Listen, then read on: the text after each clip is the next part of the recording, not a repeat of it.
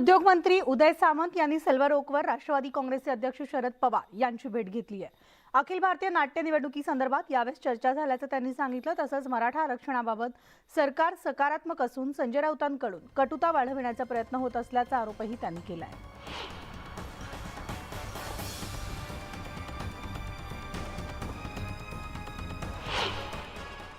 Supreme कोर्टामध्ये मराठा आरक्षणाची जी लढाई सुरू आहे ती संपलेली नाही आहे।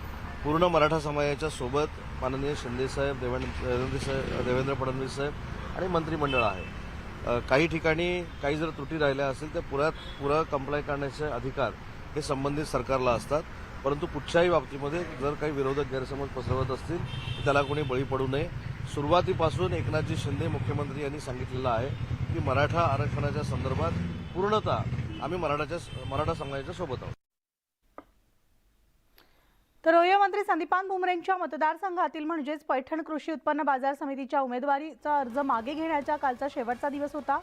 जागा वाटपावरून शिवसेना भाजपचं बिनसलेलं असून भाजपच्या सगळ्या उमेदवारांनी एकाच वेळेस अचानक अर्ज परत घेतल्यानं राजकीय क्षेत्रात खळबळ उडाली आहे। राज्याचे भुमरे यांनी पैठण कृषी उत्पन्न बाजार समितीच्या निवडणुकीमध्ये भाजपला केवळ एकच जागा देऊ केल्यानं स्वाभिमान दुखावलेल्या भाजपनं सगळे अर्ज एकाच वेळेस परत मागे घेतले आणि भाजपनं निवडणुकीमध्ये 13 उमेदवारांचे अर्ज भरले होते। या निवडणुकीमध्ये आता भाजप पदाधिकाऱ्याची पुढील दिशा काय असणार याकडे संपूर्ण तालुक्याचं लक्ष लागलंय।